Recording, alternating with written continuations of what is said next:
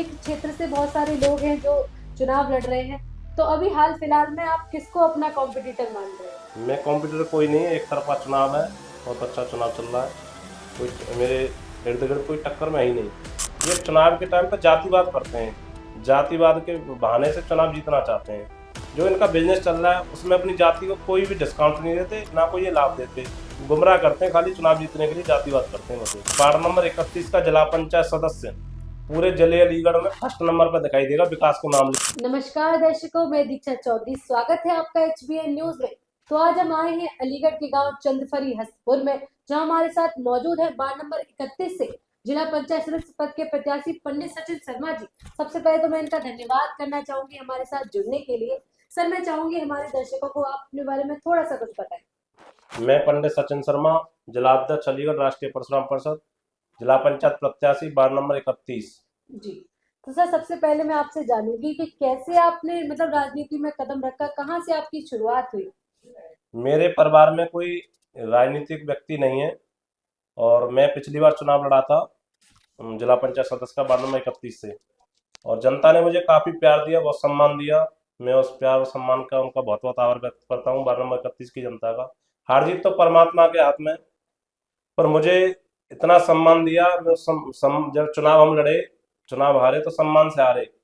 और आगे मैं निरंतर सेवा करता रहा वार्ड नंबर 31 में, और जनता का बहुत प्यार मिल रहा है। इस बार मैं फिर दोबारा से मैदान में हूँ और मुझे पूर्ण विश्वास है अपनी देवतुल्य जनता पे कि पूरा आशीर्वाद मुझे मिलेगा। इस बार मैं चुनाव जीतूंगा। तो अभी हाल फिलहाल में वार्ड नंबर 31 की कौन सी समस्या है जो आपको सबसे बड़ी दिखाई दे रही है? वार्ड नंबर 31 की जो सबसे बड़ी समस्या है, सड़कें टूटी पड़ी हैं गांव गांव। बहुत ज़्यादा दिक्कत होती है, बच्चे स्कूल जाते हैं। तो मेरा, जैसे जनता का मुझे आशीर्वाद मिलेगा तो मैं सबसे पहले सड़कें ऐसी बनवाऊंगा जीतने वाला, जैसे हाईवे की सड़कें होती हैं उस तरीके से। और जैसे कि अगर हम बात करें शिक्षा को लेकर, तो शिक्षा को लेकर भी गांव में बहुत सारी परेशानियां हैं जो बच्चों को झेलनी पड़ती हैं। तो शिक्षा को लेकर आपकी तरफ से क्या प्राथमिकता रहेगी? मेरी शिक्षा को लेकर ये प्राथमिकता रहेगी कि जैसे ग्राम पंचायत, हर ग्राम पंचायत पे एक सरकारी स्कूल होना चाहिए। शिक्षा बेहतर होनी चाहिए, जैसे आने जाने में परेशानी ना हो किसी को। तो ग्राम पंचायत स्तर पर होगा तो पढ़ाई में कोई दिक्कत नहीं आएगी। जैसे कि सर हम देखते हैं कि गांव में बेरोजगारी की समस्या बहुत ज्यादा देखने को मिलती है। गांव में हम्म। रोजगार नहीं मिल पाता, लोग शहर जाते हैं और बहुत से लोग हैं जो शहर नहीं जा पाते। तो रोजगार को लेकर आपकी तरफ से क्या प्रयास रहेंगे लोगों के लिए? सरकार की मनरेगा की योजना चल रही थी पहले, उसमें 100 दिन के लिए कार्य करते थे। ये सरकार की योजना थी, उसका नाम अब मनरेगा से हटा के जी राम जी कर दिया। और उसमें 125 दिन का जो रोजगार मिल रहा है, अगर उनको यहाँ नहीं मिल पाएगा तो जहाँ भी मेरे संबंध है मैं वहाँ बात करूंगा और सबको रोजगार दिलाने की पूरी कोशिश करूंगा।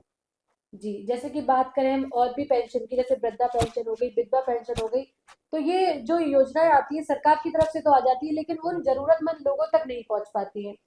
तो आपकी तरफ से इन चीजों के लिए भी क्या रहेगा मतलब? मैंने पिछली बार भी चुनाव से पहले करीब 40 विधवा पेंशन बनवाई थी। यहाँ से मैंने ऑनलाइन फॉर्म कराए थे, फिर अलीगढ़ जाके सीडीओ ऑफिस में भी मैंने वहाँ से पूरा पास करा के और कराया था। और आगे भी भविष्य में मैं कोशिश करूंगा कि ज़्यादा से ज़्यादा सरकार की जो योजना है गरीब लोगों तक पहुँचे और उसका लाभ उठाएं। तो अभी ये मंथ में मतलब कितना सरकार की तरफ से आय आ रही है वृद्धा पेंशन के लिए? मंथ की जो आ रही है, मेरे हिसाब से शायद 1200 रुपये आ रहे हैं उसमें मंथ में। जी, तो जैसे कि बात करें हम, आपकी एक वीडियो बहुत ज्यादा वायरल हुई थी उस चीज को लेकर, जिसमें हमने देखा था कि आपने कई सारे मुसलमान लोगों से हनुमान चालीसा पढ़वा दिया था। तो वो क्या विवाद था, एक बार हमारी जनता को बताइए। विवाद कुछ नहीं था। ये मुस्लिम हमारे 2-4 पीढ़ी पहले भाई थे, और मैं तो इनसे यही कह रहा था, ये हमारे भाई तो सनातन धर्म के लिए जागरूक करने के लिए इनसे पढ़वाया था। वैसे मेरा कुछ नहीं, हम इसीलिए पढ़वाया था नहीं, ये वैसे तो। आपकी मतलब वीडियो काफी ज्यादा वायरल हुई थी, लोगों ने बोला भी था कि ये चीज गलत है, कुछ लोगों का कहना था कि नहीं ये चीज सही है। नहीं, वो अपनी इच्छा से पढ़ रहे थे तो गलत क्या है। वो तो अपनी इच्छा से मेरे साथ मंदिर में हनुमान चालीसा पढ़ा था उन्होंने। जी। उनकी कहीं भावना को कोई ठेस नहीं पहुंचाई थी मैंने, उनकी इच्छा थी और हम दोनों ने मिलकर पढ़ा था। तो इसके बाद हम जैसे कि बात करें कि एक क्षेत्र से बहुत सारे लोग हैं जो चुनाव लड़ रहे हैं, तो अभी हाल फिलहाल में आप किसको अपना कॉम्पिटिटर मान रहे हैं? मैं कॉम्पिटिटर कोई नहीं है, एक तरफा चुनाव है। बहुत अच्छा चुनाव चल रहा है। मेरे इर्द गिर्द कोई टक्कर में है ही नहीं। और जो मेरे राजनीतिक जो प्रतिद्वंदी हैं वो बिजनेसमैन है। अगर कोई जनता की समस्या होती है तो इनके पास टाइम ही नहीं है। अगर जैसे मान के चलो 31 वार्ड की किसी जनता को कोई परेशानी आ गई तो ये 2 दिन जा नहीं सकते किसी के साथ, जाएंगे तो इनका बिजनेस ठप हो जाएगा। तो जो लोगों का मानना है कि नेता सिर्फ चुनाव के समय पे दिखते हैं, बाद में जीतने के बाद कोई नहीं दिखता, तो इन लोगों ने ये चीज मतलब सही साबित कर दी है इसे। हाँ, ये पिछली बार एक मैं जब चुनाव लड़ा था तो ये बिजनेसमैन थे, जीत के अपने बिजनेस से आगे कहीं जनता के पास आज तक नहीं गई। जैसे ही चुनाव आता है ये निकलते हैं। और ये जो मेरे प्रतिद्वंदी हैं, राजनीतिक प्रतिद्वंदी जो मेरे सामने ये चुनाव लड़ रहे हैं, ये चुनाव के टाइम पे जातिवाद करते हैं, जातिवाद के बहाने से चुनाव जीतना चाहते हैं। जो इनका बिजनेस चल रहा है उसमें अपनी जाति को कोई भी डिस्काउंट नहीं देते, ना कोई ये लाभ देते, गुमराह करते हैं, खाली चुनाव जीतने के लिए जातिवाद करते हैं बस ये। और एक मेरे प्रतिद्वंदी जो मेरे सामने चुनाव लड़ रहे हैं, वो ये कहते हैं मैं जिले पे जाऊंगा। जिले पे तो हम भी जाएंगे, जब चुनाव जीतेंगे तो हम भी तो सदन में बैठेंगे। इनके आपस में झगड़ा चल रहा है और मतलब अपनी नाक का सवाल बना हुआ है इन दोनों में, जो मेरे राजनीतिक प्रतिद्वंदी हैं सामने चुनाव लड़ रहे हैं। तो ये गुमराह करते हैं कि मैं जिले पे जाके जिला पंचायत अध्यक्ष बनूंगा, ऐसा इनका कहीं दूर दूर तक नाम नहीं है। ये पब्लिक को गुमराह करके जीत हासिल करना चाहते हैं।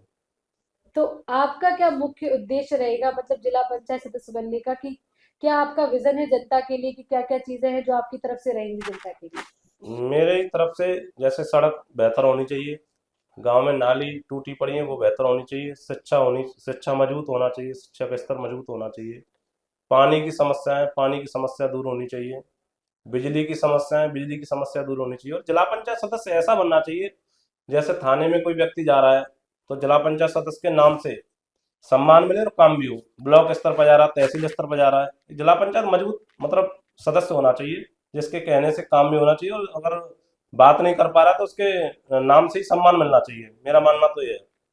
तो इसी के साथ मैं आखिरी एक संदेश जो जानना चाहूंगी कि आप अपनी जनता को क्या देना चाहेंगी, कि कैसे वो आने वाले चुनाव में आपका ज्यादा से ज्यादा सपोर्ट करे, तो क्या रहेगा वो आपका आखिरी? मैं देवतुल्य जनता वार्ड नंबर 31 की जनता से कहना चाहता हूँ कि वार्ड नंबर 31 का जिला पंचायत सदस्य पूरे जिले अलीगढ़ में फर्स्ट नंबर पर दिखाई देगा विकास के मामले में। एक बार मुझे आशीर्वाद देने की कृपा करें जनता।